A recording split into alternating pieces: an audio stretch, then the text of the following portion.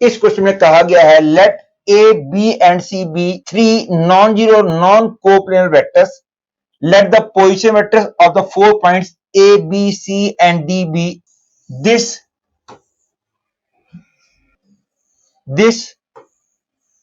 this and this respectively.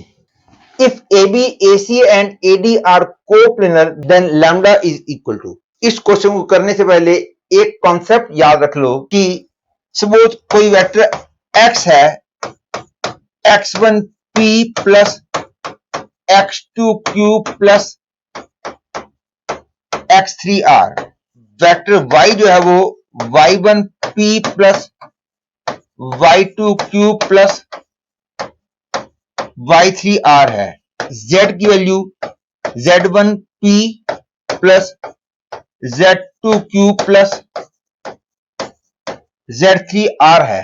तो हमको x y z का स्केलर ट्रिपल प्रोडक्ट निकालना है, तो STP of x y z is always equal to x1 x2 x3 y1 y2 y3 z1 z2 z3 into STP of p q and r। तो x y z coplanar होंगे यदि ये determinant zero हो जाए या फिर P Q R ये तीनों वेक्टर्स कोप्लेनर हों, क्योंकि यदि पी क्यू आर कोप्लेनर होंगे तो इसकी वैल्यू जीरो आ जाएगी और यदि ये जीरो आ गया तब भी ये जीरो आ जाएगा। अब मैं गिवन इंफॉर्मेशन की हेल्प से ए बी ए सी और ए डी बनाता हूं। A B vector will be is equal to position vector of B minus position vector of A. तो position vector of B minus position vector of A की value आ जाएगी lambda minus 1 into A minus 2b plus 3c। AC vector की value आएगी position vector of C minus position vector of A, that is minus 2A plus 3B minus 4C। और AD vector की value आ जाएगी A minus 3B plus 5C। तो जो formula मैंने अभी अभी बताया था, according to that formula AB AC AD का STP जो है that will be lambda minus 1 minus 2 3 minus 2 3 minus 4 1 minus 3 5 into STP of ABC। और क्योंकि AB AC AD कोप्लेनर दे रखे हैं इसलिए इसकी वैल्यू जीरो आएगी, दैट इज इस पूरे की वैल्यू जीरो आ गई। लेकिन ये तो जीरो हो नहीं सकता क्योंकि A B and C are three non zero non coplanar vectors दे रखे हैं, इसलिए ये तो जीरो हो नहीं सकता। तो इसका मतलब हो गया इसकी वैल्यू जीरो आ गई, that is lambda minus 1 minus 2 3 minus 2 3 minus 4 1 minus 3 5 is equal to zero. तो क्योंकि ज्यादातर बच्चे इसको पूरा मल्टीप्लाई करेंगे जो कि एक अच्छी बात नहीं होगी, यदि लैम्डा माइनस 1 को मैं कोई नंबर अल्फा बोल दूं तो मेरी कैलकुलेशन स्लाइटली इजी होगी। और एक बार अल्फा की वैल्यू आ गई तो फिर लैम्डा माइनस 1 की वैल्यू आ जाएगी और लैम्डा माइनस 1 आ गया तो फिर लैम्डा आ जाएगा।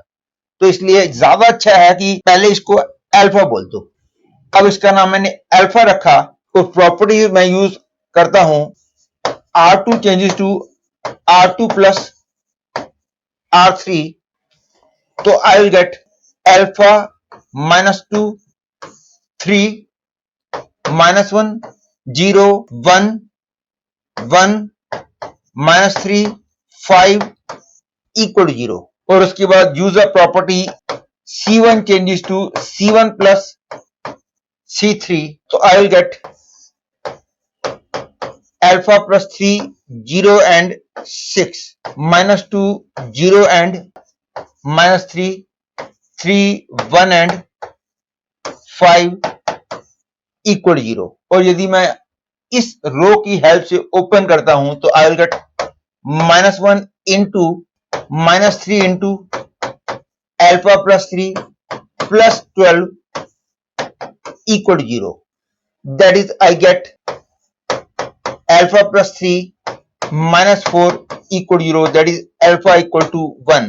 That is, lambda minus 1 equal to 1. That is, lambda equal to 2. इसलिए इस क्वेश्चन का आंसर आ गया 2. इस क्वेश्चन में कहा गया है if all the 6 digit numbers x1, x2, x3, x4, x5, x6 with 0 less than x1 less than x2 less than x3 less than x4 less than x5 less than x6 are arranged in the increasing order, then the sum of the digits in the 72th number is. बहुत ही अच्छा question है ये permutation combination का. वैसे just for knowledge and more clarity of concept, यदि मैं आपसे ये पूछूं कि कितने 6 डिजिट नंबर्स ऐसे होंगे जो कि इस कंडीशन को सेटिस्फाई करेंगे, तो वो निकालने के लिए पहले 9 में से मैं 6 डिजिट चूज कर लूंगा. लेकिन जब अरेंज करने का टाइम आएगा तो अरेंज करने का तो केवल एक ही वे होगा. ये 6 डिजिट चूज किए होंगे, उनमें से सबसे छोटा डिजिट यहाँ पे आएगा, उससे बड़ा डिजिट यहाँ, उससे बड़ा यहाँ पे, उससे बड़ा यहाँ पे और उससे बड़ा यहाँ पे, उससे बड़ा यहाँ पे आएगा. तो 9C6 number of 6 digit numbers will be there which will satisfy this condition. लेकिन एक्चुअली क्वेश्चन ये है कि इन 9C6 नंबर्स को इंक्रीजिंग ऑर्डर में अरेंज किया जाए तो 72th नंबर के डिजिट्स का सम क्या होगा. तो उसके लिए पहले 72th नंबर मैं निकालूंगा. ऑब्वियसली जो पहला 6 डिजिट नंबर होगा जो कि इस कंडीशन को सेटिस्फाई करेगा, उनमें यहां पे 1 होगा, यहां पे 2, 3, 4, 5 एंड 6 होगा. और वैसे इसकी जरूरत नहीं है, फिर भी क्लियरिटी के लिए यदि मैं आखिरी नंबर निकालना चाहूं जो कि इस कंडीशन को सेटिस्फाई करेगा, वो होगा 9, 8, 7, 6, 5, 4. मतलब कि 9C6 नंबर्स में से पहला नंबर ये होगा और इस नंबर का पोजीशन होगी 9C6 पोजीशन. लेकिन मेरे को निकालना है कि इन 9C6 नंबर्स को जब इंक्रीजिंग ऑर्डर में अरेंज करेंगे तो 72th नंबर कौन सा होगा. इसके लिए मैं पहले वो नंबर निकालता हूं जिनके शुरू में 1 होगा. अब बाकी के 5 प्लेसेस फिल करने के लिए मैं बाकी की 8 में से कोई 5 डिजिट चूज कर लूंगा और इन 5 डिजिट को यहां पे अरेंज करने का तो केवल एक ही वे है, क्योंकि जो 5 डिजिट चूज की होंगी उनमें से सबसे छोटा यहां पे, उससे बड़ा यहां पे, उससे बड़ा यहां पे, उससे बड़ा यहां पे और उससे बड़ा यहां पे. ध्यान रखो ये जो 5 डिजिट चूज की हैं इनमें 1 और 0 प्रेजेंट नहीं है. तो 8C5 की वैल्यू आ गई 8C3 और 8C3 का मतलब 8 into 7 into 6 by 3 into 2 into 1, that is 56. तो पहले 56 नंबर्स वो होंगे जिनके शुरू में 1 होगा, लेकिन हमको 72th पोजीशन वाला नंबर निकालना है. तो 57 पोजीशन से वो नंबर शुरू हो जाएंगे जिनके यहाँ पे 2 होगा. अब मैं पता लगाता हूं कितने नंबर ऐसे होंगे जिनके यहाँ पे 2 होगा. यहाँ पे 2 होगा. ये नंबर निकालने के लिए अब इन 5 प्लेसेस को हम 3, 4, 5, 6, 7, 8, 9 इन डिजिट से फिल कर सकते हैं. तो फिल करने के नंबर अवेज हो गए. पहले इन 7 डिजिट में से 5 डिजिट में चूज कर लूंगा और उसके बाद इन 5 डिजिट को यहां पे प्लेस करने का तो केवल एक ही वे होगा, क्योंकि जो मैंने 5 डिजिट चूज किए होंगे उनमें से सबसे छोटा यहां पे, उससे बड़ा यहां पे, उससे बड़ा यहां पे, उससे बड़ा यहां पे और उससे बड़ा यहां पे होगा.